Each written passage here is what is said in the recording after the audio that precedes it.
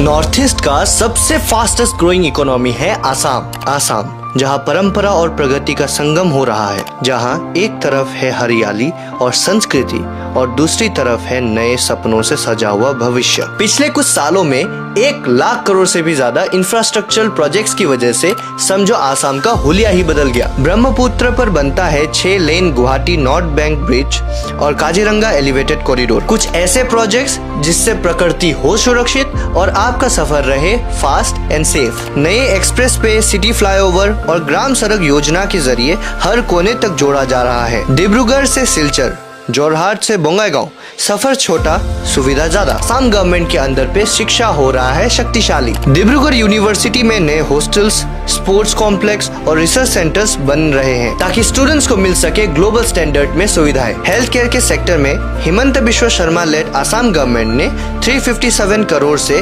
Assam medical college जैसे संस्थाएं नए हॉस्टल्स, फैकल्टी क्वार्टर्स और मॉडर्न फैसिलिटीज के साथ अपग्रेड कर रहे हैं, जिससे आसाम के हर एक गाँव के लोग पा सकते हैं क्वालिटी हेल्थ केयर। रोजगार और स्किल डेवलपमेंट के लिए नए IT सेंटर्स, हॉकी स्टेडियम्स और बिजनेस हब्स, जहां युवा सिर्फ नौकरी नहीं बल्कि खुद के स्टार्टअप्स भी बिल्ड कर सकते हैं। सोनापुर में इंडिया का पहला water technology park, 1500 megawatt clean energy projects और सोलर एथेनॉल इन्वेस्टमेंट्स आसाम को बना रहा है एक सस्टेनेबल एनर्जी हब। ये है आसाम का बदलाव, हर कोने में तरक्की का रंग, हर सफर पर आसानी और हर चेहरे पे मुस्कान। ये कहानी अभी शुरू हुई है, लेकिन भविष्य का रास्ता यहाँ से गुजरता है। अभी आसाम बदल रहा है और आगे बढ़ रहा है।